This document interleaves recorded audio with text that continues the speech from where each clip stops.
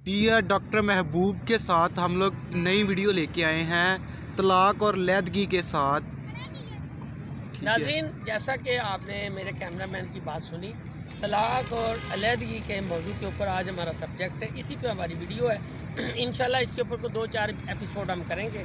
सबसे पहले इसकी बहुत सारी वजूहात हैं तलाक और अलहदगी की।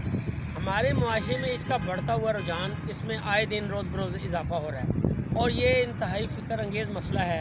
अगर आप देखें कि इसे आप फ़ाइनेंशियल यानी मुआशी घरेलू मुआशी हालात भी कह सकते हैं, एक वजह ये भी हो सकती है। फिर मियाँ बीवी के दरमियान वो अंडरस्टैंडिंग का फुकदान भी हो सकता है। दूसरा, फिर दीगर जो सपोर्टिंग रिलेटिव्स होते हैं जिनमें हमें खूनी रिश्ते दूसरे हैं, उनका अमल दखल और उनका बेजा रोक टोक, और फिर बीवी का मियाँ के साथ उस नए माहौल में एडजस्टमेंट, पूरी तरह से एडजस्ट ना होने का भी एक वजह हो सकती है। लेकिन हमारा मुल्क चूँकि एक तरक्की पजीर मुल्क है, इसके मसाइल गंभीर हैं। तो जिस तरह मुल्क के मसाइल गंभीर हैं, उसी तरह आम आदमी के मसाइल भी बहुत ज़्यादा गंभीर हैं। आए दिन कोई ना कोई नया मसला और नया घरेलू जो आप ख़बरें मीडिया के ज़रिए देखते हैं, तो ऐसे यानी हो शरबा, मैं कहता हूँ कि इंसान सोच नहीं सकता कि इंसान कितना ज़्यादा पहले की निस्बत आज का इंसान जो है वो किस कदर ज़ालिम, बेहिस और ख़ुदगर्ज़ हो गया है। और फिर सबसे बड़ी वजह तकलीफ़ के बाद उस वक्त शुरू होती है कि जब दो रिश्ते, मियाँ बीवी का रिश्ता जब अलहदगी इख्तियार करता है या तलाक हो जाता है, तो उनमें जो तीसरी जो जनरेशन है, जो जनरेशन उनकी वजह से वजूद पजीर आती है, वो दुनिया में आई होती है, बच्चे जिसे हम बाल बच्चे कहते हैं, चाहे वो बेटी है या बेटा है। बताइए उनके ऊपर क्या, उनके दिलों के ऊपर क्या, उनके जज्बात क्या होंगे, कैसा होगा? वो बच्चे किधर जाएं? वो बच्चे अपनी माँ की तरफ जाते हैं तो बाप को खो देते हैं, और अगर बच्चे बाप की तरफ जाएं तो माँ को खो देते हैं। फिर इस तरह उनकी शख्सियत नामुकम्मल रहती है। तो नाज़रीन, ये वो ऐसे हमारे मुआशरे के सुलगते हुए वो दुख भरे ऐसे जज्बात हैं जो नाकाबिले बयां है। और लेकिन फिर भी ज़रूरी है कि मैं नहीं तो कोई और सही, लेकिन करना हमें ही है इसके ऊपर फोकस, और इसके कॉन्सिक्वेंसेस को, और इसमें हमारी किस कदर इन्वॉल्वमेंट है, हम पॉजिटिव कितना सोचते हैं। बातें हम मुल्क की सियासत की करते हैं, घर हमसे चलता नहीं है, और घर के लोगों को हम सेटिस्फाई नहीं कर सकते, कोऑपरेटिव नहीं है, उनके साथ कोऑपरेशन नहीं करते। और फिर जिससे सब पंजाबी में कहते हैं ना, जरना, अगले की बात को हम जरते नहीं हैं, बर्दाश्त नहीं करते, अदम बर्दाश्त का एक फुकदान है। और मियाँ बीवी के में अंदर तीसरी पार्टी की मुदाखलत, ये बुनियादी वजूहात हैं जिनसे आए दिन हंसते बसते घर जो है वो उजड़ जाते हैं।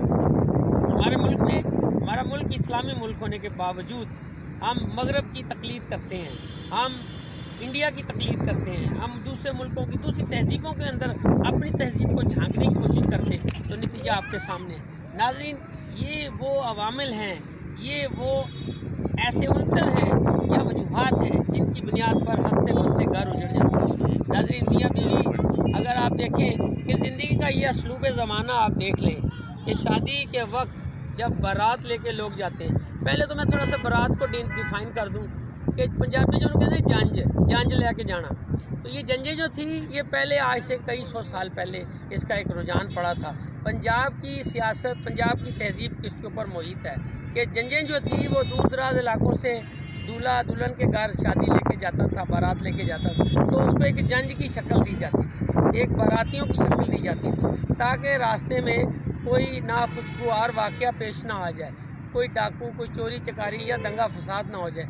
एक रोब और दबदबे के साथ लोग जाया करते थे, और उसमें शामियाने बजाने वाले से लेकर मस्खरों तक या भंगड़ा डालने वाले वो बारातियों में शामिल जो लोग हैं जो इसको एंजॉय करते थे, ये एक रुझान था। लेकिन इस्लाम में ऐसा कुछ नहीं है कि ये बारात और जंज का, उसमें यही है दूल्हा और दुल्हन के जो बड़े ज़्यादा कोर रिश्तेदार हैं, जो इम्पोर्टेंट रिलेटिव्स हैं, सिर्फ उनकी शमूलियत ही यकीनी होनी चाहिए। ये नहीं है कि 100-150 का मजमा इकट्ठा करके लड़की वालों के ऊपर एक आप टेस्टिंग, उन्हें एक टेस्ट दे दें और एक ऐसा टेस्ट टाइम दे दें तो मेरे ख्याल से जो नाकाबिले तलाफ़ी हो और वो आइंदा नस्लों तक उसका कर्जा उतारते रहे। ये तो मैंने थोड़ा सा वक्त लिया, लेकिन आखिर में मैं फिर कहूँगा, और अगली वीडियो में, अगली एपिसोड में हम मज़ीद खुलकर कुछ मेहमान शख्सियात भी बुलाएंगे और उनसे पूछेंगे کہ طلاق اور علیحدگی کی وجوہات جو ہیں جو میں نے آپ کے سامنے ابھی رکھی ہیں، ان کے علاوہ اگر آپ کے ذہن میں کچھ ہے تو ضرور میری ویڈیو کو لائک کریں اور کامنٹس کیجئے اور اپنا بہت زیادہ خیال کیجئے، اور جو نہیں آپ کا خیال رکھتے ان کا تو بہت زیادہ خیال رکھیے، اور اس دعا کے ساتھ کہ یہ جو خاندانی یہ جو چراغ ہیں، یہ جو گھروں میں جو طلاقیں ہو رہی ہیں، جو علیحدگیاں ہو رہی ہیں، ان کو روکنے کے لیے ہم سب کو اپنا اپنا کردار کرنا چاہیے۔ یعنی جنج میں اور برات میں 500 بندہ اکٹھا کر لیتے ہیں، اور جب طلاق ہوتی ہے تو 2 آدمیوں کے درمیان آپ تصفیہ نہیں کرا سکتے، کچھ 10 آدمی نہیں اکٹھے ہوتے کہ بیٹھ کے دونوں کو کنسنسس کرا دیں، کم از کم خاموشی کروا دیں، کم از کم وہ ایک دوسرے کے خلاف بیان بازی نہ دیں، جب تک وہ معاملہ ٹھنڈا ہوتا آہستہ ایک کمپوزٹ لانگ ٹرم مذاکرات ہو جائیں تو میرے خیال سے ان کے درمیان کوئی پیچ اپ کی راستہ کوئی نکل آئے۔ اس دعا کے ساتھ کہ میری اور یہ آپ کی کوششیں رنگ لائیں گی اور طلاق اور یہ علیحدگی کے بڑھتے ہوئے رجحان کو کسی حد تک بریک لگ سکے گی۔ اپنا بہت زیادہ خیال رکھیے۔ اللہ آپ کا حامی و ناصر۔ پاکستان زندہ باد۔